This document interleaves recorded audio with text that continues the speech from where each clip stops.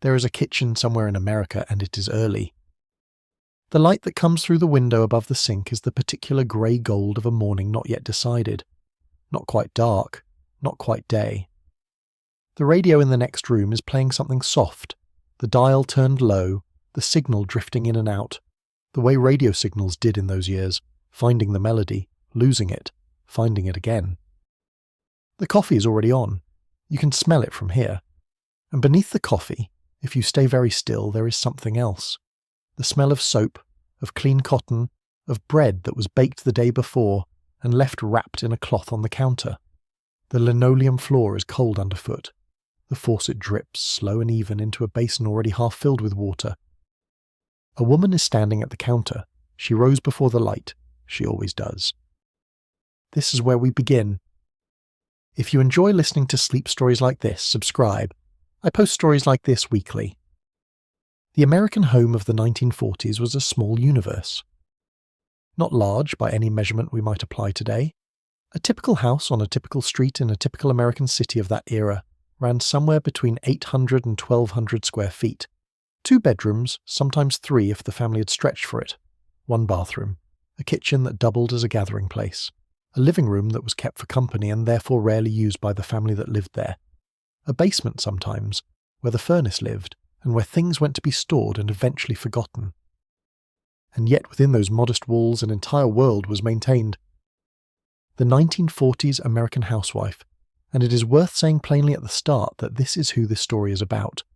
The women who ran these homes, who kept everything within them functioning, who held together the fabric of daily life during years of extraordinary difficulty, understood her house the way a ship's navigator understands the sea. She knew its rhythms and its quirks. She knew which floorboard creaked, and at what hour of the night that creak would matter. She knew which window let in a draught in February and how to seal it with a rag stuffed into the sill. She knew the furnace, the temperamental hot water heater, the particular mood of the oven that ran 20 degrees hot and needed to be accounted for every time she baked. This knowledge was not incidental.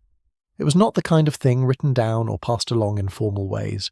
It was accumulated through the daily, repetitive, careful act of living inside a space and paying attention to it. Year after year, season after season, the woman of the house came to understand every inch of it, not because anyone told her this was important, but because the house depended on that understanding to function. The walls of a 1940s home were often plaster, not drywall. Drywall was a newer material, still finding its footing, and many of the houses where these women lived and worked had been built decades earlier, in the teens and 20s, when plaster was the standard. Plaster walls had a particular quality to them: dense, solid, faintly cool to the touch in summer, slow to warm in winter. They held the smell of a house differently than modern walls do. A plaster wall absorbed the cooking smells, the tobacco, the particular human warmth of a family living within it, and those smells became permanent in a way that is difficult to describe to anyone who has not experienced it. To walk into a home with plaster walls that has been lived in for 20 or 30 years is to walk into a kind of compressed history, a layering of all the meals and all the seasons and all the daily acts of keeping that have taken place within. The kitchen was the centre of it all. In the 1940s, before the open plan layouts that would come later, the kitchen was typically a separate room, modest in size, a window above the sink.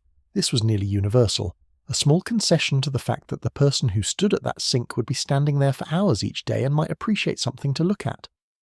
A stove, which by the early 40s was increasingly likely to be a gas range, though many homes still ran on wood or coal, particularly in rural areas and in neighbourhoods where the infrastructure had not yet caught up. A refrigerator, though this was not a certainty. Many families were still relying on ice boxes in the early part of the decade, the iceman coming twice a week to replace the melting block. A table, often pushed against one wall or standing in the centre, where the family ate their everyday meals. The formal dining room, if there was one, being reserved for Sunday dinners and for company. The kitchen was where the housewife spent most of her day. She was not sentimental about this particularly. It was simply where the work was, and the work was continuous, not in the sense of labouring without pause, but in the sense that it was never truly finished. There was always something to be done, always a pot to be watched, or a counter to be wiped, or a meal to be planned, or dishes to be returned to the cupboard. The work of running a home in that era, without the labour-saving devices that would arrive in the decades to come, was genuinely demanding. Washing machines existed, but they were not yet automatic. They required the woman to move the clothes through the wringer by hand, to time the cycles, to manage the whole process with attention. Vacuum cleaners existed, but many homes relied on brooms and rugs beaten over the back fence or the porch railing. Frozen foods were just beginning to exist as a category, but they were not yet common, not yet trusted, and the woman of the house still cooked most things from scratch. This is not said to suggest a life of pure drudgery. That would be inaccurate, and it would also be a failure to understand what these women actually did and why. The house was not merely a place where tasks were performed. It was a managed system, a small economy, an environment shaped by skill and intention and accumulated knowledge. The housewife was not simply cleaning and cooking. She was running something. She was making decisions constantly, small ones and large ones, about how resources would be allocated, how space would be used, how time would be organized, how the competing needs of multiple people would be balanced within the constraints of what was available. In the 1940s, those constraints were real and pressing. The Depression had ended, technically, but its habits had not. A generation of women who had learned during the 1930s to make do, to stretch, to find ways around scarcity. Those women did not suddenly unlearn those habits when the economy improved. They carried them forward. And then the war came, and the scarcity became official, became rationed, became a matter of national policy and collective sacrifice. The housewife of the 1940s operated within a framework of genuine limitation, and she was often extraordinarily good at it. But we're still in the early morning, still standing in the kitchen with the grey gold light and the coffee smell and the dripping faucet. The house is quiet in a way that it will not be in another hour or two. The children are still sleeping, or nearly so. The husband, in homes where the husband was present and had not yet been deployed or shipped out, might be stirring, might be dressing. In the bedroom down the hall, the particular sounds of a man getting ready, the drawer sliding, the belt through its loops, the pause at the mirror, coming through the thin walls. Or he might already be gone, already on his way to the plant or the office or the yard, up before the light like she was, the two of them moving through the house in those earliest hours like ships in harbour that don't quite touch. The house breathes in the early morning. There is a rhythm to it that is different from the rhythm of the day, more intimate, more exposed. The pipes settle and creak. The furnace in the basement cycles on with its low hum, sending warmth up through the registers in the floor. The refrigerator, if there is one, hums its own continuous note, a sound so constant that it is only noticed in its absence. The clock on the mantel or on the kitchen wall ticks, steady and unchanged, indifferent to everything. The woman knows all of these sounds. She has woken to them so many times that they are interior now, part of her own rhythm, as familiar as her own breathing. She moves through the kitchen with the quiet economy of someone who has performed these motions so many thousands of times that they no longer require thought. Water into the percolator. Coffee measured. How much depends on the week and the budget and whether companies expected and whether they are in the last days before shopping day. The flame lit on the stove, turned low, the particular blue of a gas flame in the early morning dark. Cups set out. Bread checked to see if it needs to be sliced. Everything in its place, everything accounted for. This is the morning before the morning begins, the quiet interval that belongs only to her, when the house is hers alone and the day has not yet made its demands. Some women treasured this hour. Some women found it the most peaceful of the day. Not because it was free from work, she was already working, but because the work was hers to pace. No one was asking for anything. No one needed anything yet. She could hear herself think. She might stand at the window above the sink and look out at the backyard. In the summer there would be a garden there, and we will spend a great deal of time in that garden later in this story. But in the winter or the early spring or the late fall, names those months when the garden is resting or just beginning to stir, the backyard is simply a patch of quiet. Frost on the grass, or mud, or the dark outline of the bare fruit tree against a sky that is slowly deciding what colour to become. She looks at it. She drinks her coffee, she thinks. What she thinks about is not always pleasant. These were not easy years. The war was somewhere in the world, in the Pacific, in Europe, in the pages of the newspaper that arrived each morning, and that she sometimes did not open right away, preferring to let the day begin in something like peace before she had to read what had happened. If her husband was overseas, she was thinking of him. If her brother or her neighbour's son, or the young man she had known since school, was somewhere she could not reach him, she was thinking of him too. The worry was a constant companion, low and steady, present the way the furnace hum was present, not at the front of awareness, but always there. But this is not a story of suffering, it is a story of competence, of endurance, of the particular genius of people who had learned, through necessity and through practice, to make a home function under difficult circumstances and to keep the people within it not merely alive but genuinely cared for. And that story begins here, in the kitchen, in the early morning before anything else has started, when the woman of the house is already on her feet and already at work, the coffee hot and the light coming and the day about to begin. The rooms of the house had personalities. The living room, as has been mentioned, was often kept for company, a formal space, one where the best furniture lived and where the children were cautioned not to run or to touch things. But the kitchen had a different kind of life to it, a worn and comfortable intimacy. The table in the kitchen had a scratch near the left corner where a knife had slipped years ago, and the housewife knew that scratch the way she knew all the small imperfections of her home, not as flaws but as landmarks, as part of the particular character of the place. The bedroom was a place of retreat, though retreat was not always available in a house with children. There was something important about a room that was kept in a certain order, where the sheets were changed on a regular schedule, and the pillows were beaten and aired on warm mornings, where the small rituals of tidiness were maintained not because anyone was watching, but because they mattered. A made bed is a small thing, but in a life that contains genuine difficulty, small things can carry a great deal. The bathroom, singular in most homes of this era, required management in a household with multiple people. The towels were laundered on the same day as the sheets, hung on the line when the weather permitted or draped over the radiator when it did not.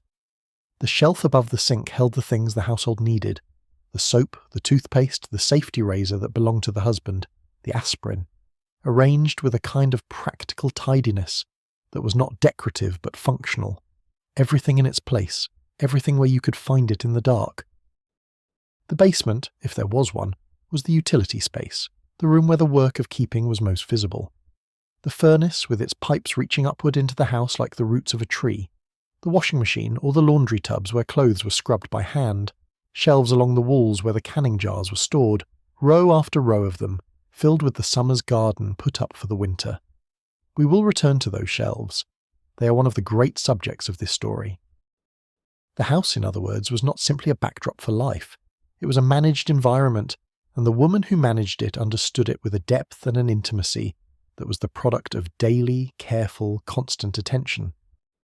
She knew her house, and in knowing it, she kept it. The light through the kitchen window is warmer now. The sky's deciding on blue. The coffee has finished percolating, and upstairs, or down the hall, a child is beginning to stir. The particular sounds of a child waking, different from the sounds of an adult, more sudden, more complete. A thump, a small voice, not quite words yet. The beginning of the day. She sets the cups on the table, she checks the bread. She considers what there is for breakfast and what there will need to be, and she begins. She was up before the light. This was not exceptional. This was simply what happened. In the 1940s American household, the housewife's day began earlier than almost anyone else's in the family. Not because she was required to, not in any formal sense, not by any written rule, but because the day required preparation, and preparation required time, and time was only available in those quiet hours before the household woke and its needs became immediate. The alarm clock, if there was one, rang at 5 or 5:30. More often she simply woke, the body adjusting itself over years to an internal schedule, the particular quality of darkness at a certain hour becoming familiar, a signal as reliable as any clock. She dressed in the dark, or by the light of a small bedside lamp kept dim so as not to disturb whoever was sleeping beside her. She had a routine for dressing too, as she had a routine for everything. Underclothes, stockings if it was a day that required them, house dress, apron tied at the back. A particular kind of efficiency of movement, nothing wasted, nothing fumbled. The house dress was a specific garment of this era, worth a moment's attention. It was a practical piece of clothing, cotton, usually printed in small patterns, flowers or stripes or checks, easy to wash, easy to move in, designed for work rather than appearance. It had pockets, almost always, because pockets were a functional necessity. Somewhere to put a handkerchief, a bit of string, a stubby pencil for making notes. The house dress was what she wore for the work of the day. If she were going out, to the store, to church, to a neighbour's, she would change into something else. But in the house dress was uniform. She went to the kitchen first. This was the invariant beginning of the day, the fixed point around which everything else organised itself. The stove needed to be started or stoked depending on the type of fuel. If it was gas, a simple matter. The match, the flame, the adjustment of the burner. If it was wood or coal, more involved. The firebox opened, the ash raked, if there were coals still from the night before, fresh fuel added, the draft adjusted. These were not complicated tasks, but they required knowledge. The knowledge of how this particular stove behaved, how much fuel it needed, how long before it would be ready for use. She had learned this through doing. It was not written down anywhere. It lived in her hands. Water was next. In homes with indoor plumbing, by the 1940s, most urban homes had it, though rural homes were more variable. The water came from the tap. Cold water, which needed to be heated on the stove for most purposes. The kettle filled, the percolator assembled. Later in the morning, water would be needed for dishes, for washing, for whatever the day demanded. She thought ahead. Breakfast for a family was not a simple matter. By the 1940s, breakfast had acquired a certain cultural weight. It was the meal that started the day, and it was understood to matter, a notion that would have seemed almost luxurious in earlier, harder decades, but that had by now become established. Children needed a good breakfast before school. A working man needed something substantial before a shift. This was not sentiment. It was practical understanding. A person who did not eat in the morning could not work as well, could not concentrate, could not do what the day required. And yet breakfast had to be made from what was available, which during the war years was subject to the constraints of rationing. Rationing began in 1942 and shaped the rhythm of the housewife's work in ways that were pervasive and constant. Sugar was one of the first items to be rationed, and it was rationed heavily, each family member receiving a certain number of points each month, not enough to cook as they had before the war. Butter was rationed, coffee was rationed, meat was rationed, canned goods were rationed. The housewife worked within a system of points and coupons that required planning, bookkeeping, and a kind of ongoing strategic thinking about how to allocate scarce resources across the competing needs of a week or a month. She kept her ration books with care. The ration book was a small official document, government issued, its pages printed with small stamps in various denominations, each stamp corresponding to a certain number of points. It was easy to lose, easy to damage, and losing it meant going without until a replacement could be obtained. She kept it in a specific place, a kitchen drawer, or an envelope tucked into the back of the recipe box, somewhere known and reliable. She kept it because she had to, because without it, a trip to the grocery store became a complicated negotiation. The grocery trip itself was a managed operation. She made a list. This might seem unremarkable. People have made grocery lists for as long as there have been groceries, but in the 1940s the list was a tool of genuine precision. It had to account not just for what the family needed, but for what the family could afford, what was available, what was in season, and how many rationing points remained for the week. A list made carelessly could mean running out of a staple before the end of the week, or spending points on one item and then not having them for something more essential. She memorized the prices. Not all of them, that would have been impossible, but the prices of the things she bought regularly, the staples she relied on, those she knew how much a pound of flour cost, how much a dozen eggs, how much a can of tomatoes. She knew which brands offered better value, which cuts of meat could be made to go further, which vegetables were cheapest at what time of year. This knowledge was not trivial. It was the kind of economic literacy that is rarely recognized as literacy but that requires genuine intelligence to maintain. Morning routines varied by family and by circumstance, but certain patterns appear again and again in accounts from this era. The children were woken at a certain time, not so early that the morning became a struggle, not so late that the day was lost.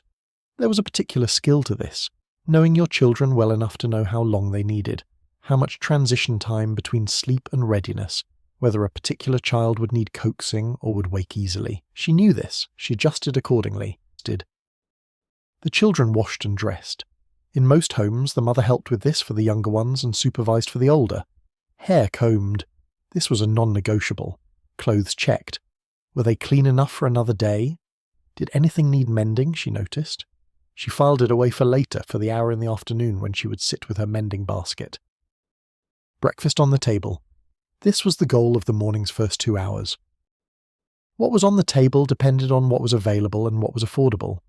Oatmeal was common, it was filling, it was cheap, it was not rationed, and it could be made quickly. Eggs, when there were eggs, which during the war years was not always. Toast when there was bread, and bread was plentiful enough.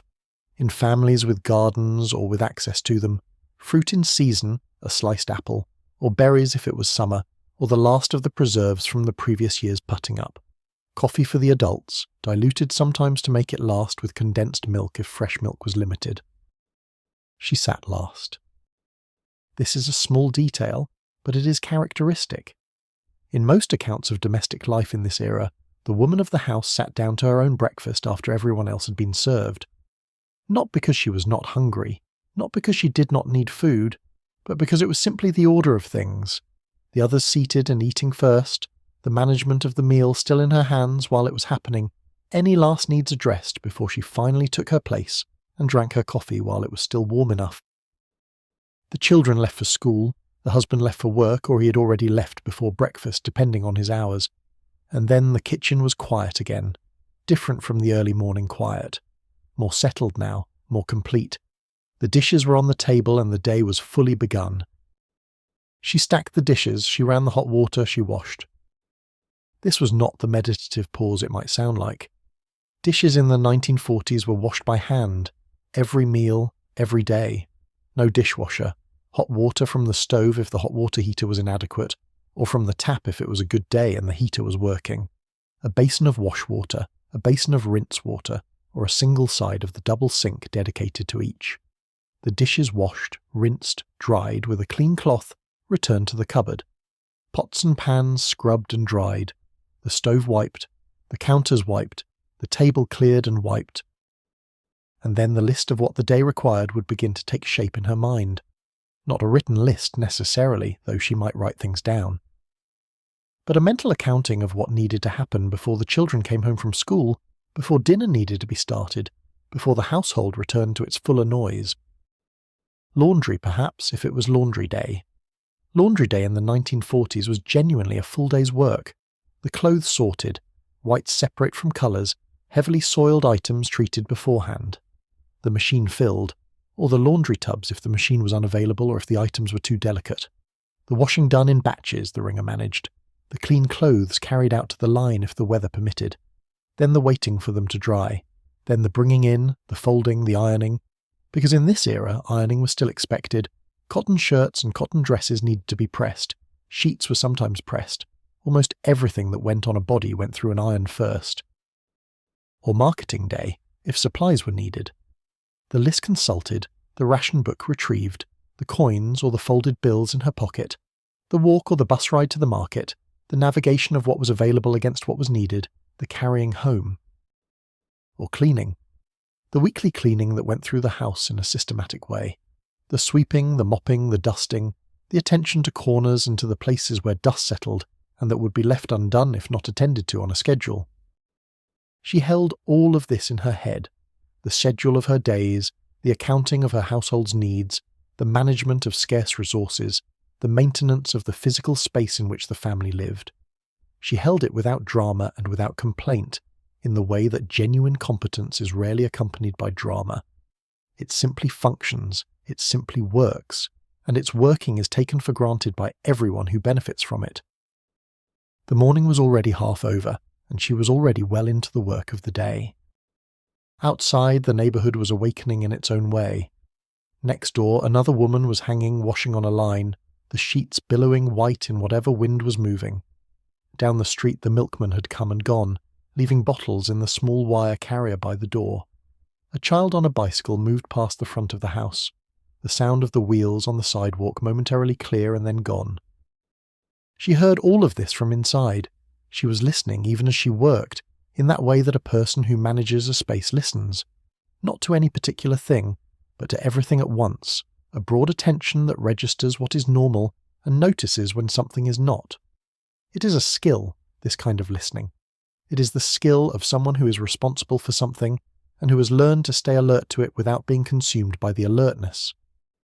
The coffee she had poured for herself was on the counter near the sink, and she drank it between tasks, not standing still, that would come later, if it came at all, but moving, the cup set down and picked up again as she worked, the coffee cooling gradually but still warm enough. This was the morning, this was how it began, every day, and this was what she was. The mathematics of feeding a family on a limited budget, during a decade when budgets were genuinely limited, and the rationing system imposed additional constraints, required a kind of ingenuity that is difficult to fully appreciate from the outside. She thought in the currency of what she had. This is the best way to describe it. Not in the abstract language of nutrition or recipes or meal planning as we might understand those concepts today, but in the very concrete terms of what was in the pantry, what was in the garden, what was in the ration book, and what could be made from those specific things in their specific quantities. She did not plan meals from the top down, deciding what she wanted to make and then gathering the ingredients. She planned from the bottom up, beginning with what was there and finding the best possible use for it. This is a different kind of cooking. It requires a different kind of mind. Rationing during the Second World War created a system of scarcity that was, by design, equitable. Everyone received the same allotment, regardless of income, and there were not separate markets for the wealthy that existed outside the system. This was genuinely unusual in American history, and it shaped the food culture of the decade in lasting ways. The housewife who managed her ration points well, who stretched her allotments further than they were meant to go, who substituted and improvised and found ways around the constraints without breaking them, was performing a genuine service to her family. Sugar was perhaps the most felt scarcity. Americans in 1941 consumed, on average, nearly 100 pounds of sugar per person per year. This was not all in the form of candy or sweets. Sugar was in almost everything, a pervasive ingredient in American cooking. When rationing reduced this allotment to approximately 8 pounds per person per year, the effect was immediate and required significant adjustment. Recipes had to be adapted. Sweetness had to be found elsewhere, in molasses, which was not rationed and was available in decent quantities, in corn syrup, which was also available, in honey if you could find it or knew someone who kept bees. Honey was a particular currency in neighbourhoods with a keeper of bees. If you knew such a person, and if your relationship with them was warm, small jars of honey could supplement what the ration book allowed, and the knowledge of this was passed along through the informal networks of women who lived near each other and shared what they knew. She knew things like this.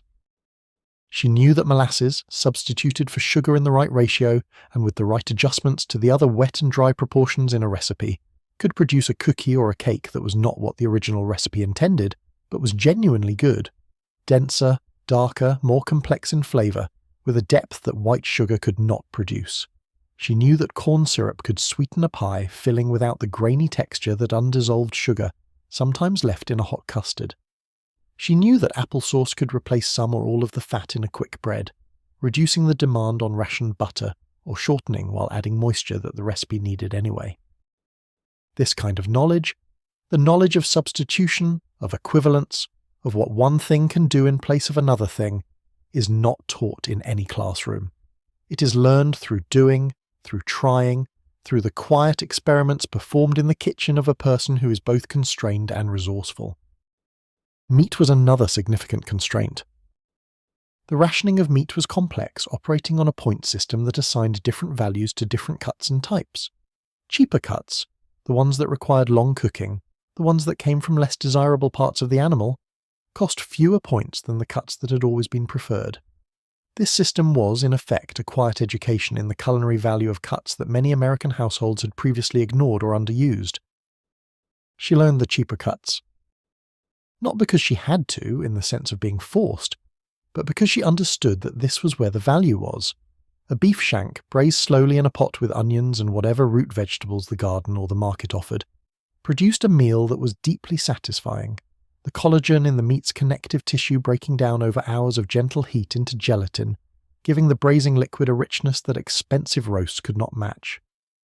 A pork shoulder, cooked long and low, could be stretched across 2 or 3 days of eating if it was managed correctly. Chicken, which was not subject to the same rationing as beef, became the centerpiece of many wartime tables, roasted for Sunday, the carcass made into stock on Monday, the stock becoming soup that lasted through the middle of the week. She wasted nothing. This bears emphasis because it was not merely an aspiration or a good intention. It was a practiced discipline, something that showed up in the actual specifics of how food was managed in the 1940s kitchen. The fat skimmed from a broth was saved in a jar near the stove. It could be used for cooking, for browning vegetables, for adding richness to dishes that needed it. Bread that had gone stale was not thrown away. It became bread pudding, or it was crumbled into crumbs and toasted for coating things, or it was cubed and dried more fully for stuffing. The liquid from canned vegetables was not poured down the drain. It went into soups, into gravies, into the stew pot. Apple peels and cores were saved for jelly. Carrot tops went into the stock pot. She had a stock pot. In many 1940s kitchens, a pot lived on the back of the stove or was refrigerated and returned to the stove regularly, into which went the scraps and trimmings that were too good to waste and too small to use individually. Onion skins, which give a golden colour to broth. Celery tops, which add a grassy depth. The bones from last night's chicken, with their remaining marrow. Whatever vegetable came through the kitchen that week, its ends and its peels and its less perfect parts, saved and added to the accumulating liquid. Stock from a pot like this has a character that cannot be replicated by any modern convenience. It is made from specific things, from the specific garden, and the specific market and the specific meals of that specific household, and it carries all of that specificity in its flavour. It is, in a way, a concentrated version of the household's particular life, everything that came through the kitchen, distilled into something useful. She could make a meal from almost nothing. This is not hyperbole. This is an accurate description of the skill level achieved by the most capable housewives of this era, and the most capable were not rare exceptions, but something like the norm in a generation that had been trained, first by the Depression and then by the war, to work with whatever was there. From a half cup of dried beans and an onion and a ham bone, she could make a soup that fed a family and left a small pot of it for the next day's lunch. From eggs, and eggs, despite occasional scarcity, were one of the more reliable protein sources available, particularly to families with access to a few backyard chickens. She could make dishes that range from the simple to the elaborate, from the scrambled eggs of an ordinary morning to the soufflé that might appear on a special occasion, risen and golden and somehow beautiful despite having been made from almost nothing. Eggs, in particular, occupied a central place in the 1940s housewife's toolkit. An egg can be fried, poached, scrambled or boiled. It can bind a meatloaf together or enrich a custard. It can leaven a cake or glaze a pastry. It can be combined with whatever is in the refrigerator, the last of the vegetables from the week, a bit of cheese if there is any, yesterday's cooked potato, and become an omelette or a frittata, a meal that is complete and satisfying and assembled from what needed using up. This last quality, the ability of an egg to transform leftovers into a respectable meal, was of enormous practical value. Leftovers were not, in this era, something to be ashamed of or to think of as lesser food. They were a resource, and a skilled housewife managed her leftovers the way she managed everything else, thoughtfully, creatively, with an eye to how one day's food could become the foundation for the next. Monday's pot roast became Tuesday's hash. The hash, if there was enough of it, became Wednesday's soup. The soup bones, stripped of their last bits of meat and simmered a third time, became the stock that would start next week's braised dish. Nothing was wasted because there was not enough of anything to afford waste. This economy was not joyless, this is important to say. The constraints were real and sometimes frustrating, but within those constraints there was genuine creativity and genuine pleasure in the solving of problems. There is a particular satisfaction. Anyone who has ever cooked with limited ingredients knows this, in finding an elegant solution, in making something from what is there that is better than expected, in bringing a dish to the table that the family eats with genuine appetite and that represents not deprivation, but skill. She knew this satisfaction. She had it, regularly, and it was real.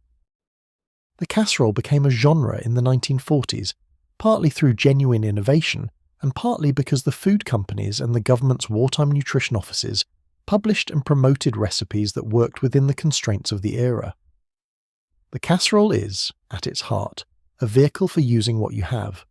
Protein in whatever form and quantity is available, stretching it further with noodles or rice or beans, binding it with a sauce that can be made from pantry staples, topping it with breadcrumbs from yesterday's bread. It is a democratic dish, adaptable to almost any circumstance, and it fed millions of American families through the hardest years of the decade. She had her recipes. Some were written down, in a notebook or on recipe cards tucked into a recipe box or in the margins of a church cookbook. Some lived in her head, adjusted by memory and by habit into versions that were no longer quite what the original had specified, but were entirely her own. She could make a tuna noodle casserole that her family requested by name, that her children remembered in later life as a comfort food associated with home, even though it was made from canned tuna and egg noodles and a cream sauce put together from butter and flour and canned milk, ingredients that cost very little and were available even in lean times. This is the genius we're talking about, not the genius of the spectacular or the elaborate, though she could do those things when occasion required, but the genius of the consistent and the reliable, of the meal that appears every day, every week, season after season, feeding the people who depend on her with food that is adequate and often genuinely good. The kitchen, at the end of the day, was not the same kitchen as the kitchen at the beginning of the day. It had been used, it had been worked. The smells in it were different, the afternoon smells, the dinner cooking smells, richer and more insistent than the morning's coffee and soap. The stove was warm. The stockpot, if it was on, was sending up its slow, patient column of steam. She stood at the counter again, as she had stood in the early morning. But the posture was different now, a little more tired, though she would not have said so. There was still dinner to finish, still dishes to wash, still the evening to manage before the household finally settled and she could sit down. She checked what she had and what she would need for tomorrow. She made her mental notes, she planned. This was the ongoing work, not any single task, but the continuous, attentive, adaptive management of a household's needs, day after day, in a decade that made that management genuinely difficult. She was very good at it. The pantry was a room, or a large cupboard, or sometimes just a wall of shelves in a corner of the kitchen or the basement. It depended on the house. But whatever its form, the pantry was a critical element of the 1940s household.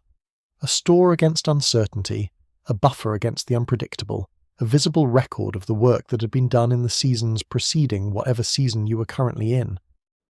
She tended the pantry the way she tended everything else, with attention, with a kind of ongoing awareness that registered what was there and what was running low and what needed to be replenished. The ideal pantry in this era was one that could see a family through an extended period of difficulty, not indefinitely, but for weeks or months if necessary. This was not paranoia, it was memory. The generation of women who managed households in the 1940s had lived through the Depression, and the Depression had made visceral the knowledge that ordinary circumstances could become extraordinary quickly, that the things you expected to be available might suddenly not be, that having something set aside was not excess but wisdom. The war reinforced this. Rationing created artificial scarcity, but it also created the possibility of real scarcity if you did not plan carefully. The housewife who ran out of points before the end of the week, who found herself at the market on Saturday with no budget and empty shelves at home, was in genuine difficulty. The one who had managed her supplies with care, who had some things in reserve, who had put up jars in the summer against the needs of the winter, was in a fundamentally more secure position. The garden was where this security began. Victory gardens, as they were officially called during the war years, home vegetable gardens encouraged by the government as a means of both reducing demand on commercial food supplies and increasing civilian morale, were planted by an extraordinary percentage of American households during the early and middle years of the decade. By 1943, it was estimated that there were approximately 20 million victory gardens in the United States. producing roughly 40% of the nation's fresh vegetables. 40%, this is a striking figure. It means that nearly half of all the fresh vegetables consumed in America during those years came not from commercial farms or from the market, but from the backyards and vacant lots and window boxes of ordinary people who had taken up spades and seed packets and the long, patient physical work of growing food. She had her garden. It might have been modest, a few rows of beans, a hill of squash, some tomatoes against the south-facing fence. It might have been more ambitious, a quarter of the yard turned over to vegetables in a systematic rotation, plots of lettuces and carrots and beets and onions and whatever else the soil and the sun and the available time would support. Size varied by circumstance, but the intention was the same. She was growing food that the family would eat and that she would preserve for the seasons when fresh food was not available. The work of the garden was different from the work of the kitchen. The kitchen work was indoor and intimate, close and controlled. The garden was outside and physical, exposed to whatever the weather was doing, requiring a different kind of knowledge, the knowledge of soil and season and the particular requirements of each plant. She learned this knowledge as she learned all knowledge through doing. In early spring, when the ground was still cold but beginning to soften, she turned the soil. This was hard work, literal manual labour, a spading fork or a spade itself, turning over the earth, breaking up the clumps, working in whatever compost she had been accumulating through the winter from kitchen scraps and garden waste. Compost was not called compost in most households of this era. It was just the pile in the corner of the yard, or the heap behind the garage, where things went to break down and where, through the alchemy of time and moisture and the invisible work of microbes, kitchen waste became something that would make the garden better. She understood this process in practical terms without necessarily having a scientific vocabulary for it. She knew that adding the broken down material from the pile made the soil easier to work and made the plants grow better. She knew it because she had seen it over the seasons, because the part of the garden where she'd been adding compost for several years now grew more vigorously than the part where she had not. This kind of observation-based knowledge is entirely valid and often quite precise. Seeds went in when the time was right. This varied by what was being planted and by the climate of wherever she was. The cool season crops, lettuces, radishes, peas, spinach, could go in early, sometimes while there was still risk of frost, because they tolerated and sometimes preferred the cold. The warm season crops, tomatoes, beans, squash, corn, waited until the danger of frost had passed and the soil had warmed to the temperature they needed to germinate. She watched the weather. She watched the calendar. She watched the trees and the birds and the small signs that experience had taught her to read. The particular quality of the light at a certain date, the behaviour of the soil when it was ready to be worked, the moment when the forsythia bloomed and told her that certain plantings could begin. Gardening is a practice of attention, and she was good at attention. Through the summer, the garden required ongoing care. Weeds needed to be pulled, not occasionally but regularly, because weeds, left unchecked, competed with the vegetables for water and nutrients and would overwhelm a poorly tended garden within a few weeks. She weeded on a schedule, often early in the morning before the heat of the day, kneeling in the rows with her hands in the soil, the particular smell of turned earth and growing things around her, the insects beginning their day in the same space. She watered during dry spells. This might mean carrying water from the house, or the cistern, or the rain barrel she kept under the downspout, because hose water under pressure was not always available, and she was resourceful. Buckets carried to the garden in the early morning or the evening, poured carefully at the base of each plant rather than over the top, because wet foliage was an invitation to disease, and she knew this. She managed the pests, the insects that ate the bean leaves, the caterpillars that appeared mysteriously overnight on the cabbage, the slugs that moved through the garden in the wet nights of late spring.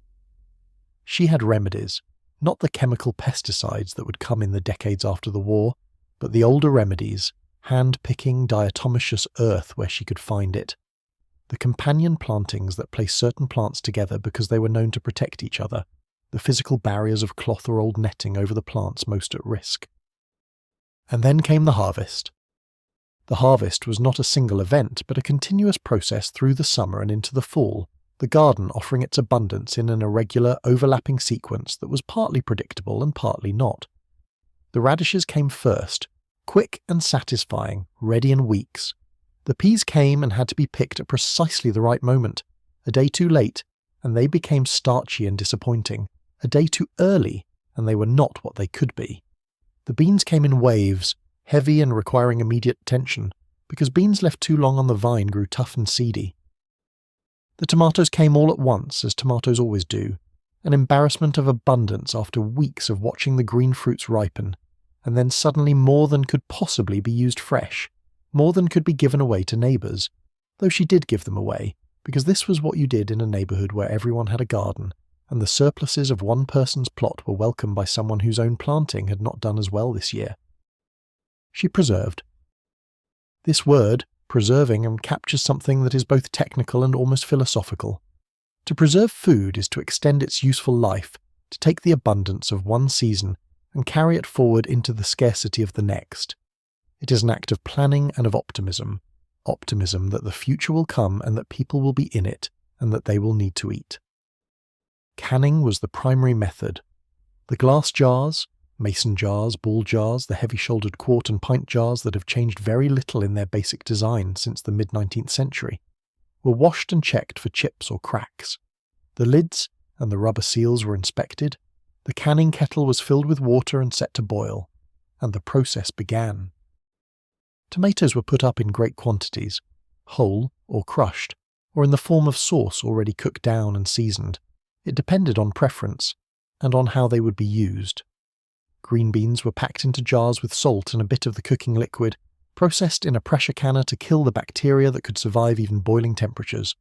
Corn was cut from the cob, packed, processed.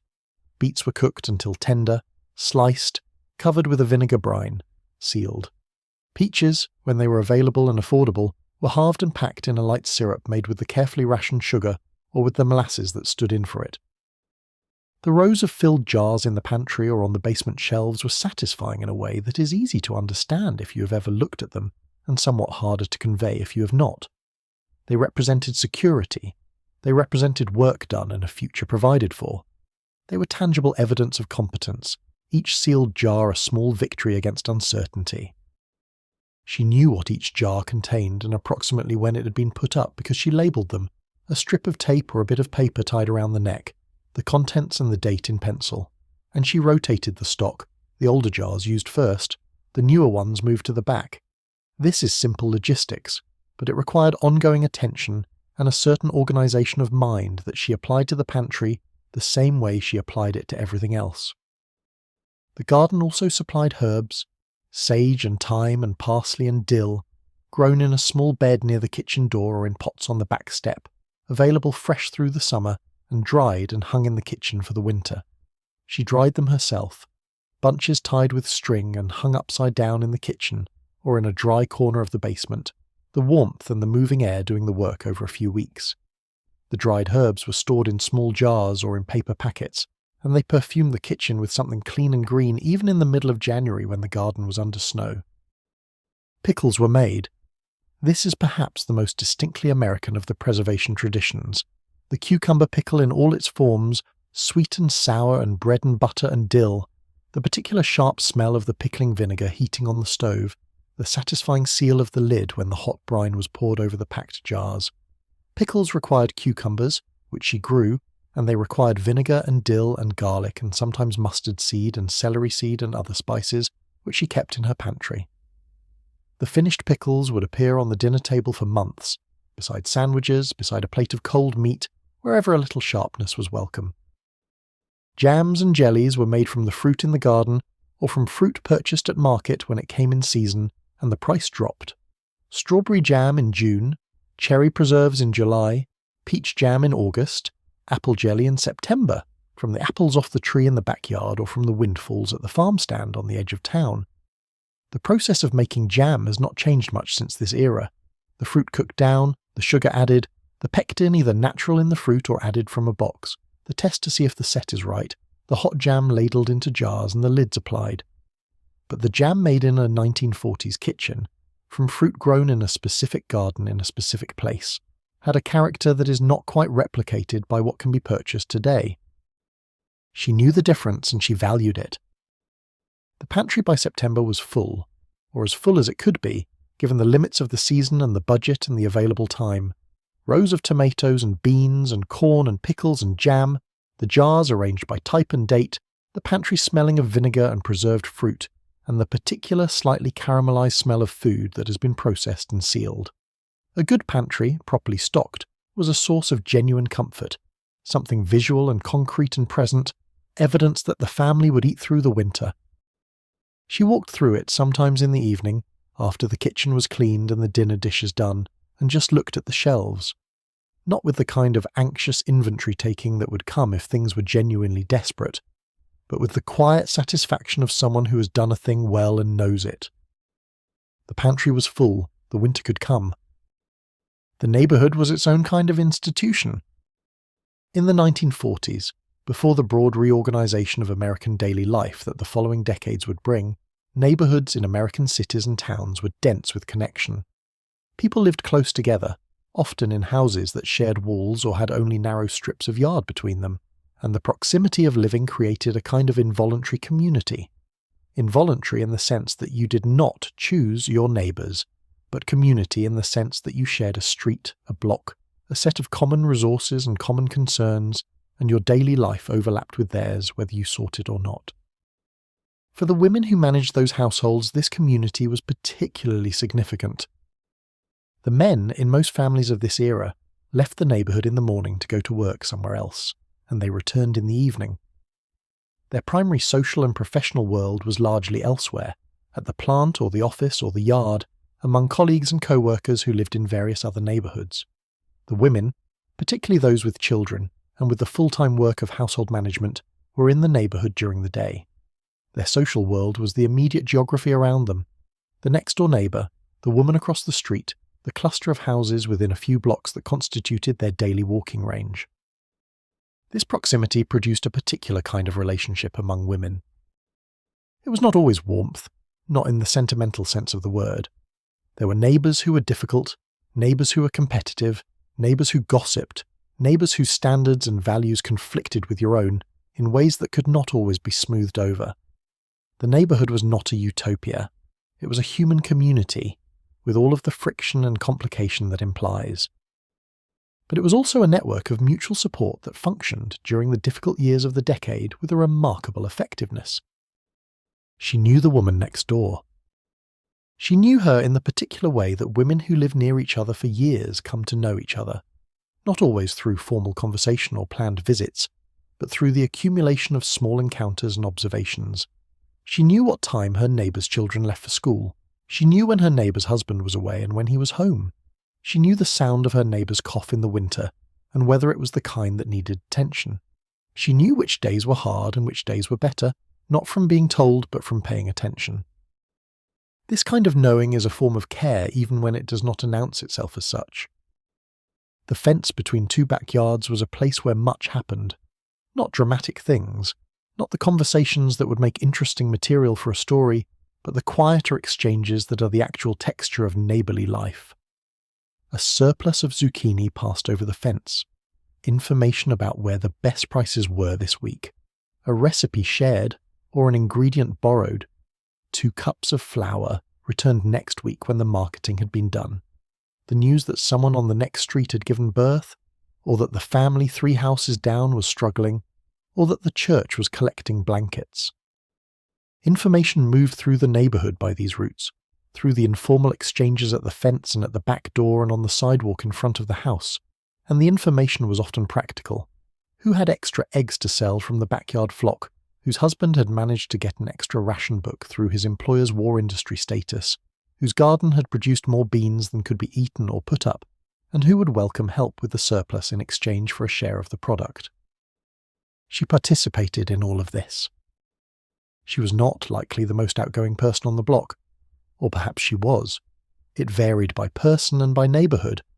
But even the more private women, the ones who did not initiate conversation easily, found themselves woven into the informal networks of the neighbourhood simply by virtue of living in it and having needs that those networks could address. The canning bee was one form this cooperation took.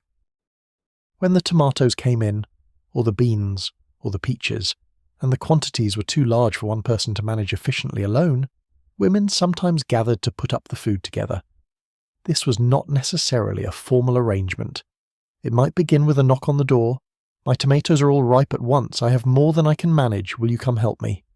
And the neighbour would come, and perhaps she would bring another neighbour, and for an afternoon the kitchen would contain 2 or 3 or 4 women working together, blanching and peeling and filling jars, the kettle boiling, the conversation flowing in the particular way that conversation flows when hands are busy with a task and the mind is free to talk. These gatherings were not purely transactional. The work got done, yes, and each woman went home with a share of what had been put up. But something else happened in those kitchens, in those afternoon hours, that was harder to quantify. The work of the day was shared. The worry of the day was aired. The small and large difficulties of managing a household in difficult times were acknowledged in a company where they were understood, where no one needed to explain what they were talking about because everyone already knew. The women talked about rationing, about which strategies were working and which were not, about what they had found to substitute for the things that were scarce, about the recipes they had adapted and the ones that had failed. They talked about their children, about school and about the particular challenges of different ages, and about the things children said that made you laugh even on the hard days. They talked about the war, when they talked about it at all, in a particular way. The news was acknowledged, the worry was real, but there was a kind of discipline in not dwelling on what could not be changed, a focus on the here and now and on the work that was in front of you, rather than on the fear that was always somewhere at the back of things. She carried home her share of the jars and she set them on the shelf in the pantry, and she thought about the afternoon and about the woman who had helped her, and she felt something that was not easily named but was important, the sense of not being alone in a time that could have been very lonely. The neighbourhood also provided the informal childcare infrastructure that made it possible for household work to happen at all. Children in the 1940s had a degree of independence that would seem extraordinary today. They walked to school alone, or in small groups of neighbourhood children who went the same way. They played in the street and in the backyards of the block, drifting from yard to yard, watched in a diffuse way by the general awareness of the neighbourhood's adult women. She was at her kitchen window, the neighbour was hanging washing, the woman 2 doors down was sitting on her porch, and between them they constituted a kind of distributed supervision that was not formal and did not need to be. A child could spend an afternoon in 4 different backyards with 4 different families, and be fed a cookie at one house, and offered a glass of water at another, and supervised in a loose and ambient way that required nothing systematic because the whole block was in it together. She kept an eye on the neighbourhood children as she would want the neighbourhood women to keep an eye on her own.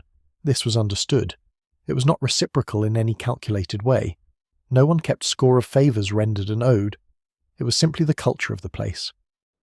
The church was another node in this network, though not everyone participated in the church equally or at all. But where it was present, the church provided a formal structure for the informal community.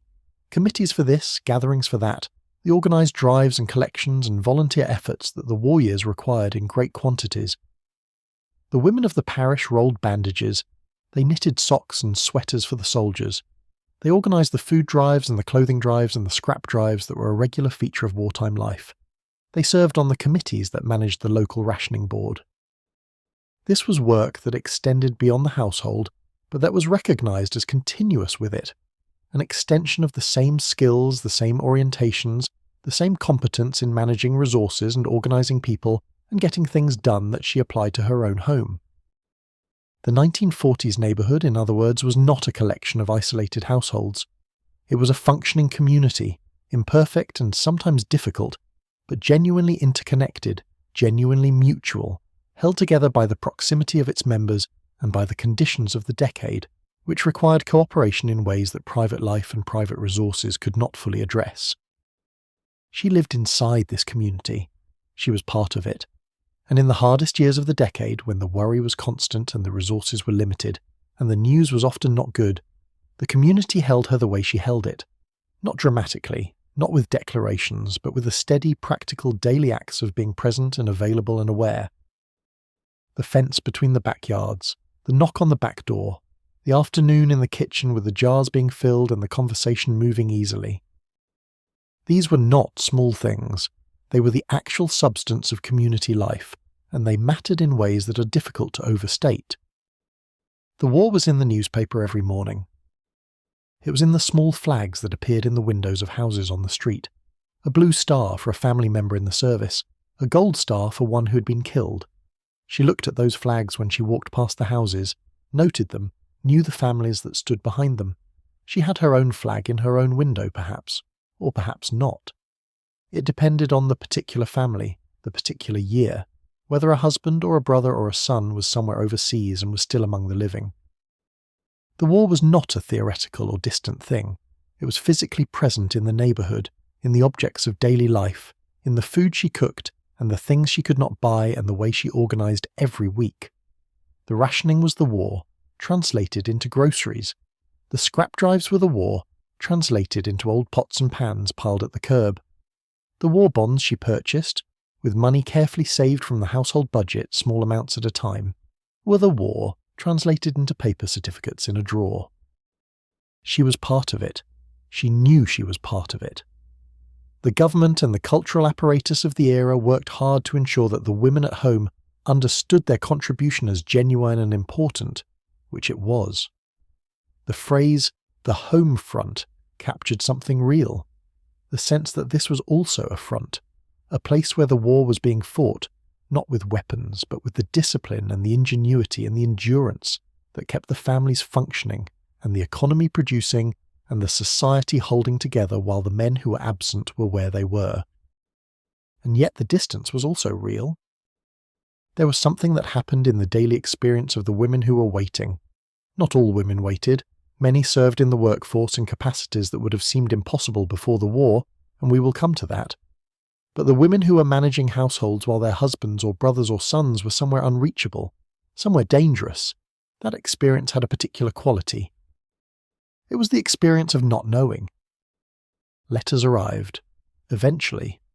They arrived out of sequence, sometimes a letter written in October arriving in January, crossed in the mail by a letter written in December that arrived in November, the chronology of correspondence scrambled by the distances involved, and by the military postal system, and by the censor who reviewed letters before they were sent and sometimes removed passages, or entire pages that contained information that could not be allowed to travel.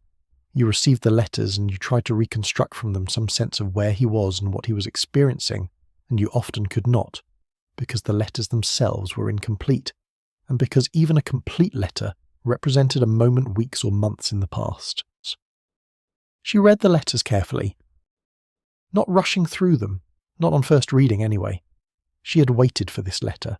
She sat with it at the kitchen table, the house quiet for a moment, and she read slowly.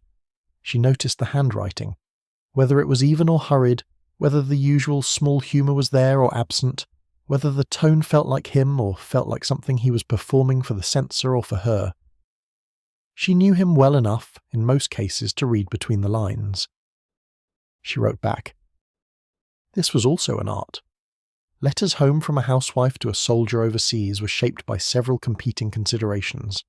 She wanted to tell him what was happening, to keep him connected to the life he had left. She wanted to tell him that the children were well and the house was managing and that things were okay, because she understood that he needed to believe this to function where he was. That worry about the family at home was its own kind of weight he was already carrying. She did not always tell him when things were not okay, when the furnace had given trouble, when one of the children had been sick, when she had felt very alone on a particular Tuesday evening in November. She exercised a kind of editorial discretion that required its own form of courage. The letters were ordinary in the best sense of the word. They were full of the ordinary things, what the children were doing, what the garden had produced, what was in the news that she could discuss without dwelling on the worst of it, the small events and small pleasures and small frustrations of a household moving through its days. They were a lifeline in both directions. The worry was something she managed. This is a careful word. Managed, not eliminated, not transcended, not resolved. The worry was a permanent condition, present in some form every day, rising and falling with the news and with the intervals between letters. She had a relationship with it. She had learned, as a matter of necessity, to carry it without being consumed by it, to keep it in the background of the day, while the foreground remained occupied with the actual work of the household. This was not the same as not feeling it. The worry was real and sometimes it was acute, rising at night when the house was quiet and there was nothing to occupy the hands and the mind, or when a particular item in the newspaper made the abstracted geography of the war suddenly specific, a place name that was near where she thought he might be, or a casualty figure that implied a kind of scale she preferred not to think about directly. She did not talk about the worry very often. This was partly cultural. The culture of the era did not particularly encourage the open expression of fear and grief, particularly in women who were expected to be strong for the children and for the community. It was partly practical. Talking about the worry too much made it larger, gave it more space in the day, and the day needed to function. And it was partly something else, something harder to name. The sense that acknowledging the worst possibilities too directly might somehow invite them, a superstition that is not entirely rational but that is very deeply human. She acknowledged it to her sister sometimes, or to the neighbour she knew well enough. In the particular way women have always spoken to each other about the difficult things, sideways, partially, trusting the other person to understand what is not being said directly. The sister would nod or squeeze her arm or make a small sound of recognition, and what was between them was acknowledged without being fully spoken, and this was enough. The Gold Star families were another presence in the neighbourhood. When a window acquired a gold star, the blue star of a family member in service replaced or covered by the gold star of one killed, something changed in the neighbourhood. The house became a different kind of place. You walked past it differently. You knocked on the door with something different in you. The grief of that family was present on the street, visible in the window, impossible to ignore. She participated in the support of these families the way the neighbourhood participated in the support of any family in difficulty. Food brought, company offered, the small consistent acts of presence that do not fix anything but that communicate, unmistakably, that you are not alone in it. This was not heroism, it was just what you did. And there was something in the doing of it that helped with her own worry, the displacement of attention outward, towards someone whose difficulty was actual and present rather than feared and anticipated. The usefulness of being able to do something concrete in the face of something that was otherwise entirely outside her control. She planted her garden, she put up her jars, she wrote her letters and she waited for letters in return. She kept the household functioning and the children attended to and the neighbourhood's informal obligations met. She managed her worry the way she managed everything else, not perfectly but consistently, with the quiet, practical competence that was her great inheritance and her great contribution. The war would end. She did not know when, but she knew it would. And when it did, the men would come home, and the household would adjust to contain them again, and the blue stars would come down from the windows and the gold stars would remain, and the neighbourhood would move forward into the next decade carrying everything it had learned and endured and survived. She did not think about this in those terms usually. The future was not where her attention lived. It lived in the present, in the day, in the task, in the immediate needs of the household around her. But somewhere in the part of her that planned and preserved and put up jars against the winter, the future was already being tended. She was already preparing for it, even without naming what she was doing. The children of the 1940s grew up in households that expected things of them. This is not to say they were joyless or burdened, not at all. The children of this era, by most accounts, had a great deal of latitude in their daily lives, particularly in the unstructured hours after school and on weekends, when they were largely unsupervised in the way that children of later generations would not be, free to range through the neighbourhood and invent their own occupations. But within the household itself, children were understood to have a role, to be part of the economy of the family, to contribute in whatever ways their age and their ability made possible. She organised this contribution. The youngest children did small things, carried items from one room to another, set the table under supervision, fetched what was needed from a low shelf. As they grew, the tasks grew with them. An 8-year-old could wash and dry dishes if given proper instruction and enough practice. A 10-year-old could prepare simple things. Toast, a sandwich, scrambled eggs on the small stove if she trusted the child and had taught them properly. A 12-year-old could watch the younger children for the intervals of time that the household's work required her to be elsewhere. This teaching was a central part of her work, though it is often not recognised as such. To teach a child to do a household task is more demanding than simply doing the task yourself. It requires patience with the errors that are part of learning. It requires the ability to explain clearly and simply, to break a complex series of actions into steps small enough for a child to follow. It requires the willingness to let the child make the attempt, even knowing the result will be imperfect, and to offer correction without discouragement. It requires doing this over and over, with consistency, until the child has absorbed the skill well enough to do it independently. She did this for cooking, for cleaning, for laundry, for the garden, for the canning, for the maintenance of the house's various systems. She did it because she understood that the skills she was passing along were genuinely useful, that a child who knew how to cook was a child who could feed themselves and the world, that a child who understood how a household worked was a child who would be capable of managing one someday. But the teaching was also something else. It was a form of inclusion, of making the children part of the enterprise of the household rather than mere recipients of its products. A child who helps make a meal has a different relationship to that meal than one who simply sits down and eats it. A child who understands how much the ingredients cost has a different relationship to scarcity than one who is simply told that there isn't enough. She understood this without necessarily articulating it, understood that involving the children in the work of the household was both practically useful and also important in ways that were harder to name.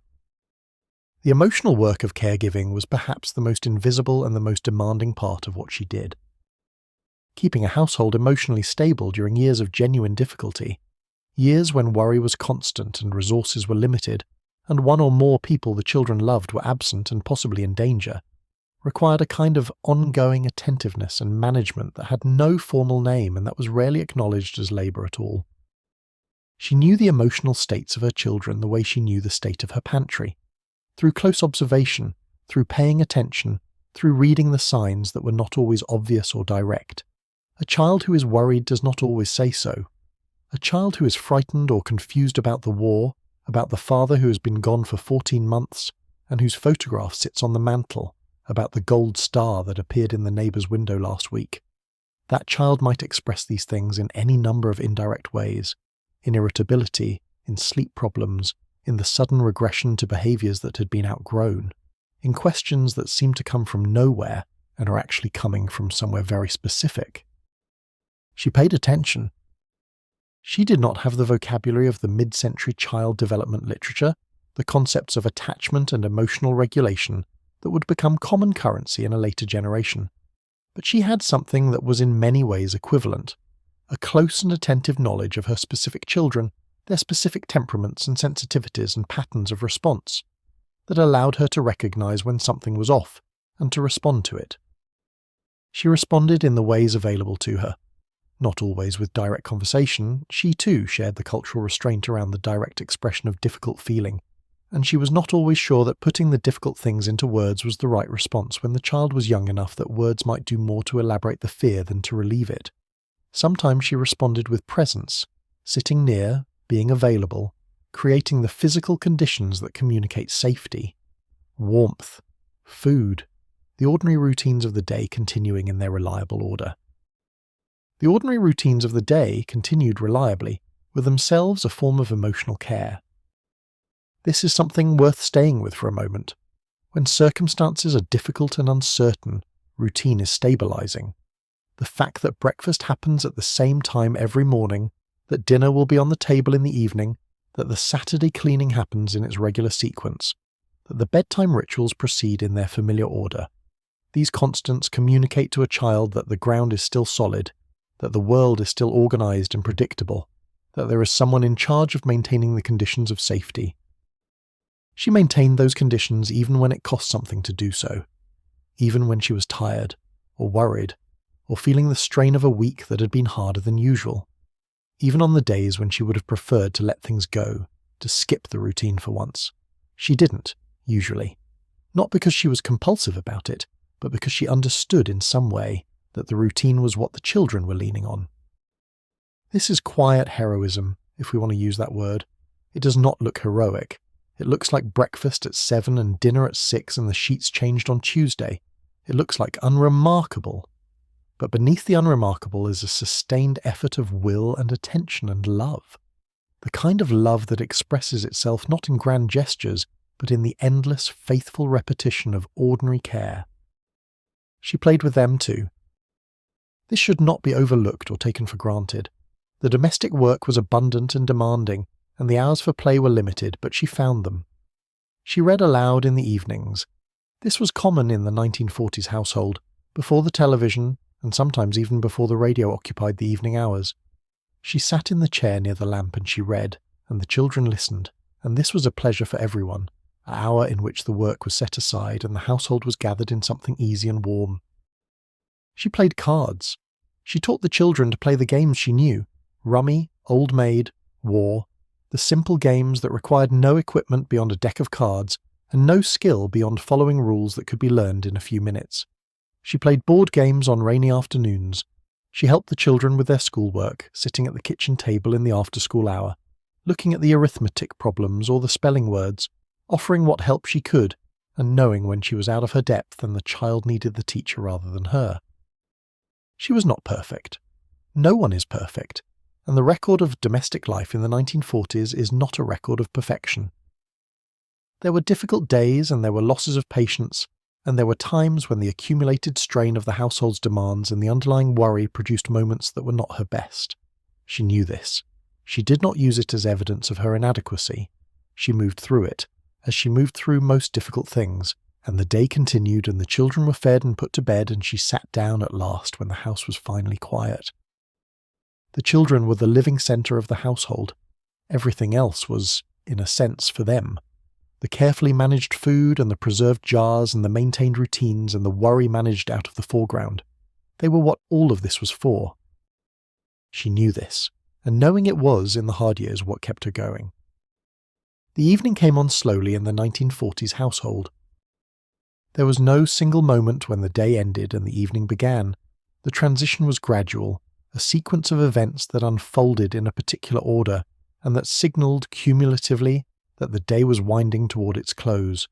Dinner was on the table, dinner was eaten, the dishes were cleared and washed, the children were bathed or sponge-bathed in households where the hot water was limited, and put into their nightclothes and sent to bed, or at least sent to their room, with a story or without, depending on the evening and the energy available. And then the house was quieter.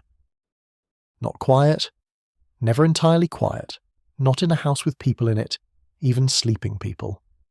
The furnace cycled, the clock ticked, the sounds of the street outside came through the walls at a lower volume than during the day. But the particular noise of an active household, children's voices, the sounds of cooking, the footsteps moving from room to room on the business of the day, had subsided, and what was left was something softer, more diffuse. She was tired. This is said without any attempt to dramatize it. The tiredness of the 1940s housewife at the end of a day was genuine physical tiredness, the result of hours of actual physical labour, cooking, cleaning, lifting, carrying, kneeling, standing. The kind of tiredness that settles into the lower back and the feet, and that does not require any particular tragedy to produce, only the accumulated demands of an ordinary day fully lived. She sat down. This moment, the sitting down at the end of the day, appears again and again in accounts of domestic life from this era, with a quality that suggests it mattered, that it was not taken for granted. She sat in the chair near the lamp, or at the kitchen table with a cup of something, or on the couch if the living room was being used this evening. She sat with the mending if there was mending to do, which there almost always was. The basket of clothes that needed attention, the sock with the heel worn through, the shirt with the button missing, the dress with the hem coming down. Her hands were busy, but the pace was different now, slower, without urgency. The radio might be on. The radio in the 1940s was the primary form of home entertainment, and in the evenings it occupied a central place. Programs came in blocks, the news hour and then perhaps a comedy program, or a drama, or a musical variety show, or a serial that the family followed from week to week. The radio was not background the way television would later become. It was listened to actively. The family gathered around the set in the living room or the kitchen, the sound of voices and music filling the room. She listened with the mending in her hands. Or she listened without mending if the day had been exhausting enough that the mending could wait until tomorrow. She permitted herself this sometimes, the sitting without a task in her hands, just listening to the radio and letting the day's demands subside. It was not easy.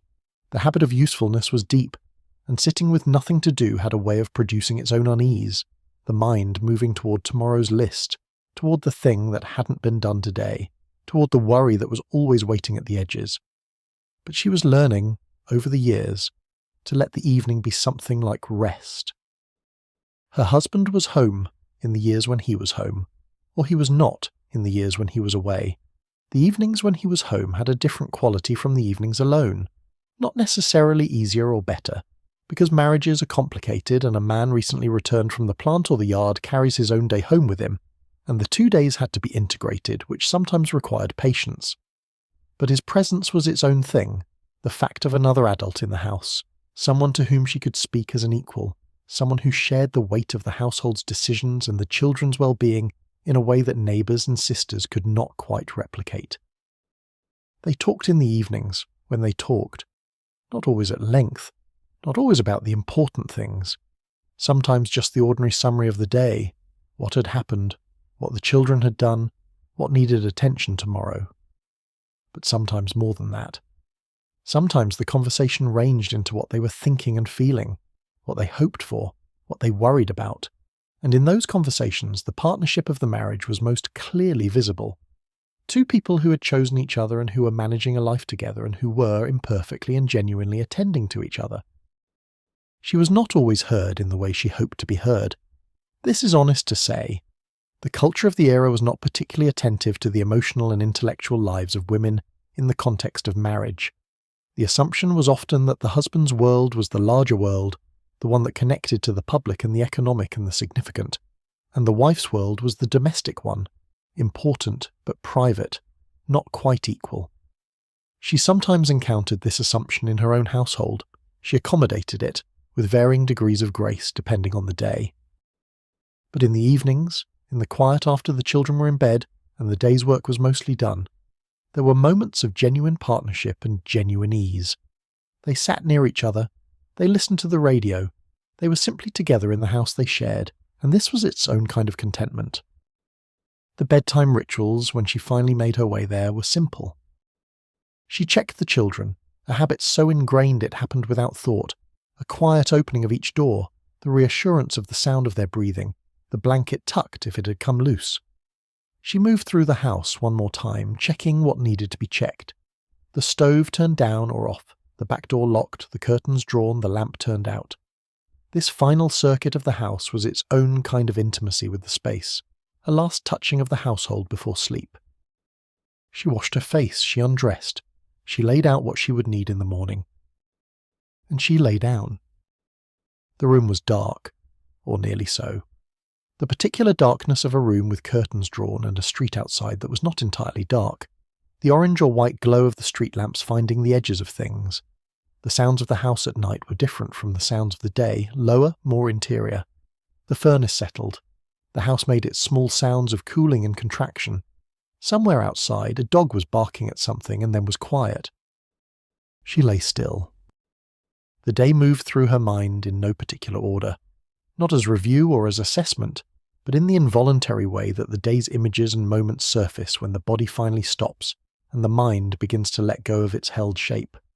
The kitchen in the early morning, the neighbour at the fence, the letter written or the letter received, the children at dinner, the particular expression on a face, the moment when something had been funny and they had all laughed, the jar of tomatoes added to the shelf. Small things, all small things. And in their smallness, in their particular, specific, unrepeatable quality, they were everything. They were a life being lived, day by day, in all its ordinary texture, in all its genuine difficulty and genuine pleasure, in the middle of a decade that was asking a great deal of everyone. She was almost asleep. The worry, which had been managed all day into the background, moved a little closer in these threshold moments between waking and sleep. She let it be there, briefly, before she moved through it, and under it, and into the place where it could not follow. Tomorrow there was bread to make and a letter to write and the beans needed looking at. Tomorrow the children would need things and the household would make its demands, and she would meet them as she had met them every day so far. But that was tomorrow.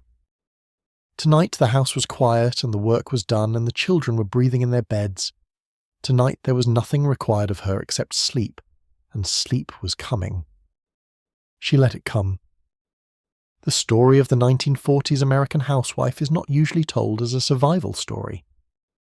It is more often told as a domestic story, a story of the home, of the kitchen, of the apron and the casserole dish and the tidy rows of canning jars.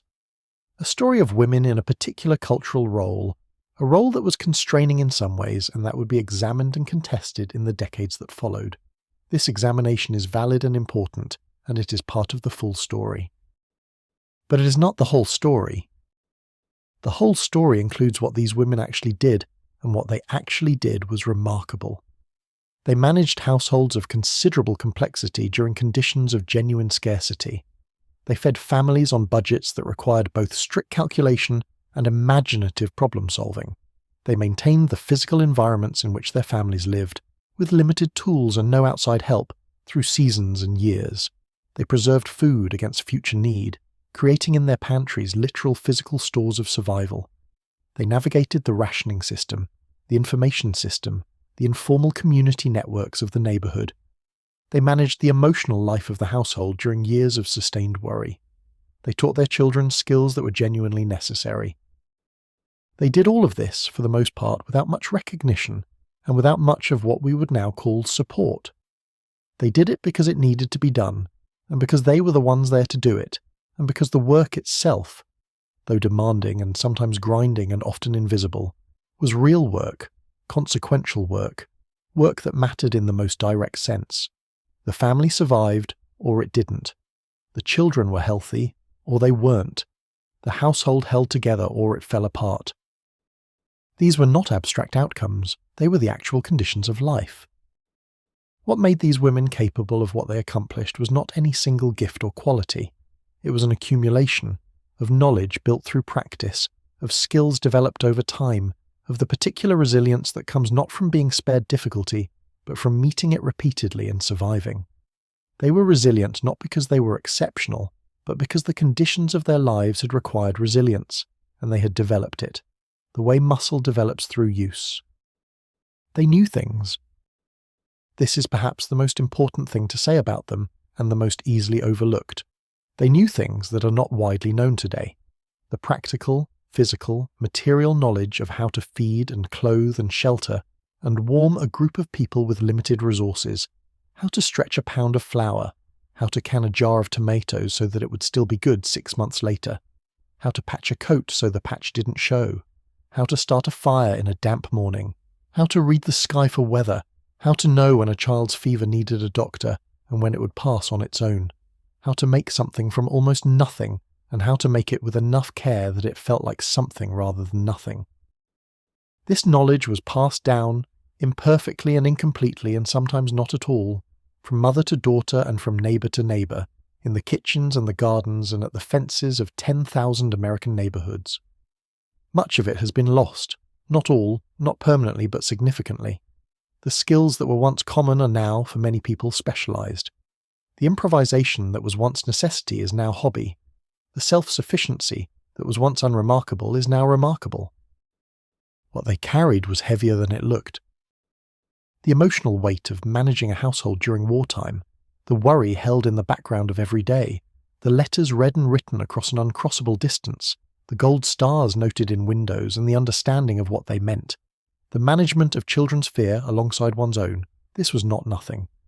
This was a sustained and demanding form of care that required ongoing effort and ongoing suppression of needs that were real and legitimate.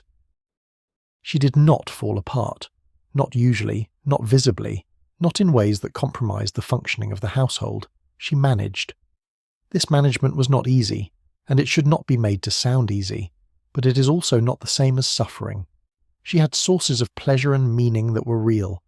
The garden producing beyond expectation in a good year, the letter arriving that set the particular worry down for a while, the afternoon in the neighbour's kitchen with the jars being filled and the conversation easy, the evening when the children were funny and the household laughed together. She found these things. She recognized them for what they were.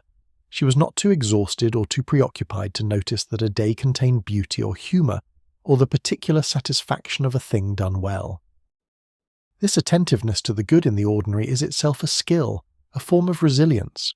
It is the difference between a life that is merely survived and one that is, in some real sense, lived. What she passed down was more than recipes and preservation techniques and the knowledge of how to manage a ration book.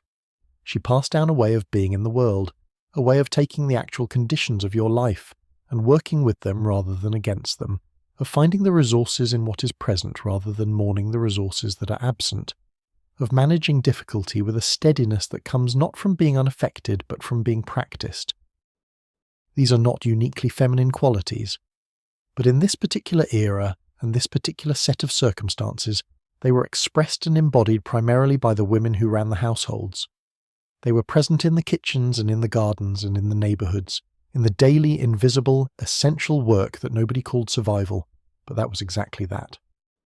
The children who grew up in these households carried something of this into their own lives, not always in the form of specific skills. Not every one of the next generation knew how to can tomatoes or manage a ration book, but in some subtler form, in the knowledge that difficulty is survivable, that resources can be stretched, that community is real and available and worth maintaining, that ordinary days contain ordinary pleasures that deserve to be noticed. The 1940s housewife is sometimes romanticised and sometimes dismissed, and neither response quite captures what she actually was. She was a person of genuine competence in genuinely difficult circumstances. She was a manager of considerable skill and a caretaker of considerable devotion. She was limited by the constraints of her era and resilient within those constraints. She was not a saint or a symbol. She was a woman doing necessary work in the world she inhabited. And the world she inhabited was held together, in significant part by what she did. Come back to the kitchen. It is early again, and the light through the window above the sink is grey gold and undecided. The coffee is on. The radio in the next room is playing something soft, the signal drifting in and out, the melody found and lost and found again. This is the kitchen as it always was, as it will be in memory long after the particular house that contained it has been sold or torn down or turned into something else. The kitchen of the 1940s American home, with its plaster walls and its cold linoleum and its particular smell of soap and coffee and the bread from the day before. She's already here. She has been here for a while, moving quietly through the early morning dark, starting the stove, filling the kettle, thinking about the day ahead in that particular way of early morning thinking. Not quite fully organised, more like an awareness of what is waiting, a broad sense of the shape the day will take. The jar of preserved peaches on the shelf caught the early light for a moment. Amber and warm, the late summer of the previous year held in suspension, waiting for winter. The mending basket near the chair. The ration book in its place in the drawer, consulted so often it falls open to the right page. Outside, the neighbourhood is quiet. The houses on the block are still mostly dark, their inhabitants still sleeping. A dog moves through the yard 2 houses down. The sky above the back fence is beginning to lighten, slowly, from the east, the darkness not so much disappearing as withdrawing. She stands at the window for a moment. This is not a grand moment. It is a small and ordinary moment. A woman at a kitchen window in the early morning of an ordinary day, looking out at an ordinary yard in an ordinary neighbourhood. The coffee is ready, the kettle is beginning to steam.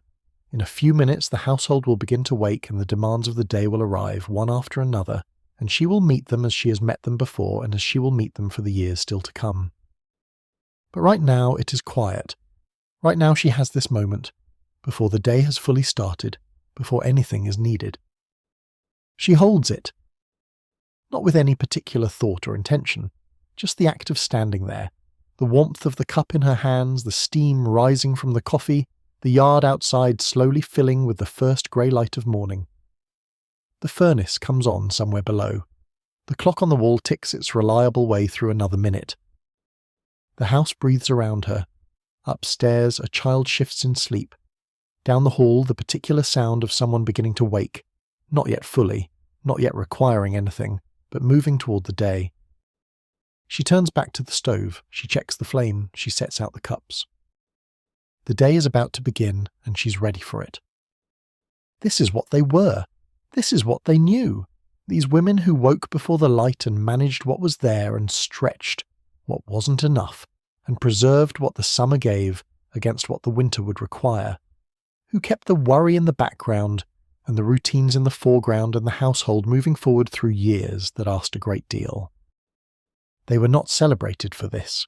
They were not, in most cases, thanked for it in any formal way. The work was simply expected, and the competence that made the work possible was simply assumed. But it was there. It was real. And in the quiet early mornings, in the kitchens of 1,000 towns in every state of the country, it was being performed again. The coffee on, the curtain still drawn, the neighbourhood still sleeping.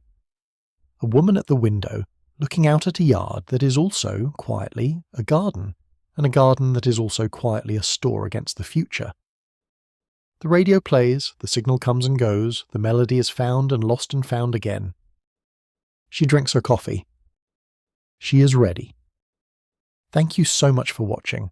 If you'd like to see more videos like this, please consider leaving a like and subscribing to the channel. It really helps us keep making more content. See you in the next one.